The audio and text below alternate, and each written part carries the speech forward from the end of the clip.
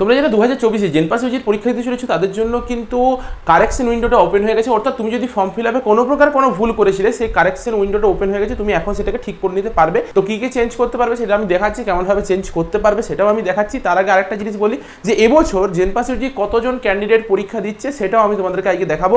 যবে gen pass ইউজির শেষ form fill আপের ডেট ছিল সেদিন একদম রাত্রেবেলায় আমরা একটা ফর্ম ফিল আপ করেছিলাম। তো সেই ফর্ম ফিল আপের ভিত্তিতেই আমরা তোমাদেরকে বলবো যে কতজন পরীক্ষার্থী এবছর বসছে জেন পাস ইউজিতে। এএনএম জেএনএমটা আমরা বলে দিয়েছিলাম যে 1.5 লক্ষ পরীক্ষার্থী এবছর এএনএম জেএনএম দিতে চলেছে। তো জেন পাস ইউজি কতজন দিতে চলেছে সেটাও আমরা এই ভিডিওতেই দেখে নেব।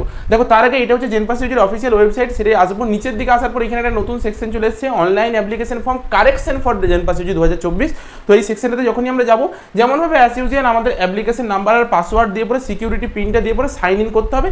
দিয়ে তারপরে আমরা দেখতে পাবো যে আসল হচ্ছে ভিতরে কেমনভাবে কারেকশন করতে পারবো। তো আমি একটা ক্যান্ডিডেটের এগুলো পুট করে নিই, তারপর তোমাদেরকে দেখাচ্ছি যে কেমনভাবে কারেকশনটা করতে হয়। দেখো সাইন ইন করে নেওয়ার পর আমরা এরকম একটা সেকশনে চলে আসবো যেখানে আমাদের ফর্ম ফিল আপ হয়ে গেছে। আমরা নিচের দিক থেকে আমাদের কনফার্মেশন পেজটাও যেখান থেকে ডাউনলোড করে নিয়েছিলাম, যদি কেউ এখনো পর্যন্ত ডাউনলোড না করেছে এখান থেকে কনফার্মেশন পেজটাকে ডাউনলোড করবে। দ্বিতীয় জিনিস যেটা তোমার করতে হবে, এই সাইডে দেখবে একটা অপশন আছে যে ইমেল কনফার্মেশন পেজ বলে, এখানে একটা অপশন আছে। তারপর তোমার নিজের ইমেলে চলে যাবে কনফার্মেশন পেজটা।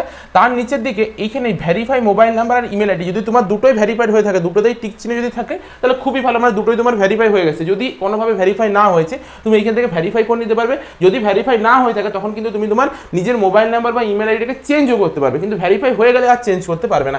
এখানে ডাউনলোড অ্যাডমিট কার্ডের একটা সেকশন দিয়েছে, যদিও এখন ডাউনলোড করা যাবে না অ্যাডমিট কার্ড। যবে অ্যাডমিট কার্ড রিলিজ করবে তারপর থেকে এখানে এসে পরে তুমি অ্যাডমিট কার্ড ডাউনলোড করতে পারবে। তার উপরটা দেখো অ্যাপ্লিকেশন ফর্ম কারেকশন বলে একটা উইন্ডো দিয়েছে লাল কালারের। তো এইটাতে যখনই আমরা ক্লিক করবো তারপর আমাদের কাছে একটা অপশন আসবে যেখান থেকে আমরা অ্যাপ্লিকেশন ফর্মটা মানে বিভিন্ন জিনিস চেঞ্জ করতে পারবো, ঠিক আছে।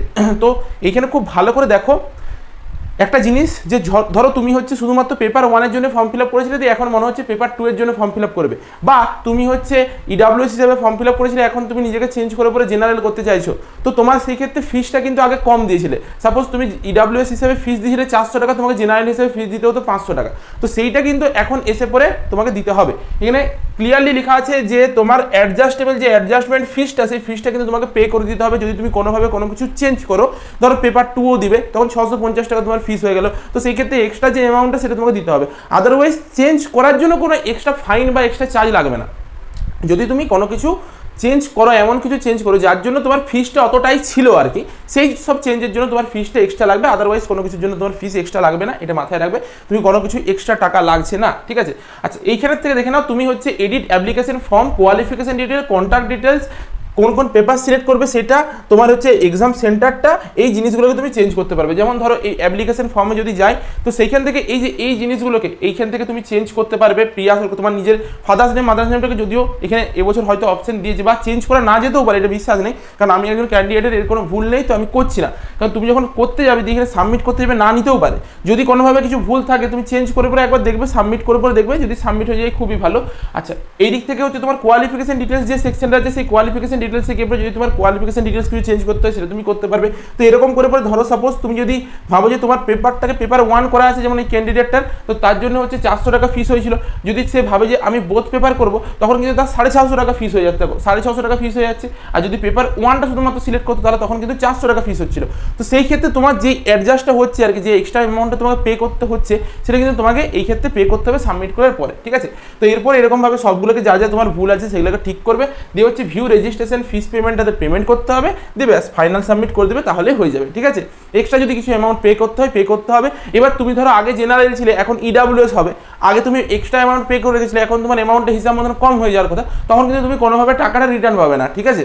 তুমি টাকা কিন্তু রিটার্ন পাবে না, যদি এক্সট্রা টাকা লাগে তখন কিন্তু তোমাকে দিতে হবে। তো এই ছিল হচ্ছে কারেকশনের জায়গাটা। এরপর তোমাদেরকে আমি বলে দিই যে কতজন ফর্ম ফিল আপ এবছর করেছে সেটাকে একটু ভালো করে দেখে নাও।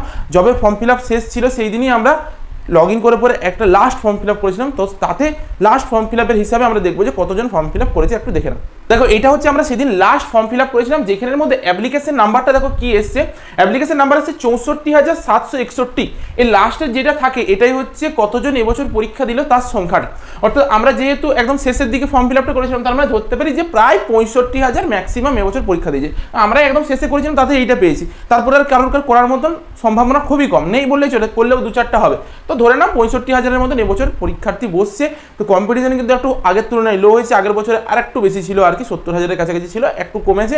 তো তার মতন ভালো করে পড়াশোনাটা করো, কম্পিটিশনটা একটু হলেও কমেছে, একটু হলেও পরীক্ষার্থীর সংখ্যা কমেছে, অপরচুনিটিটা বেড়ে গেছে তোমাদের ক্ষেত্রে।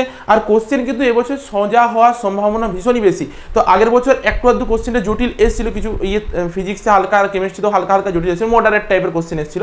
এবছরও ইজি টু মডারেট আসবে, বিশাল কিছু জটিল আসবে না, ঠিক আছে? তো তার জন্য তোমাকে কোশ্চেনগুলো অ্যাটেন্ড করে দিয়ে আসতে হবে। জটিল আসলে কিন্তু ভালো ছিল, কাট অফটা কম হতো, এমনিতেই কাট অফ অনেক কম হয়, তবুও যেহেতু ইজি টু মডারেট আসবে তোমাকে অন্তত 10 থেকে 15টা কোশ্চেনকে অ্যাটেন্ড করে দিয়ে আসতে হবে।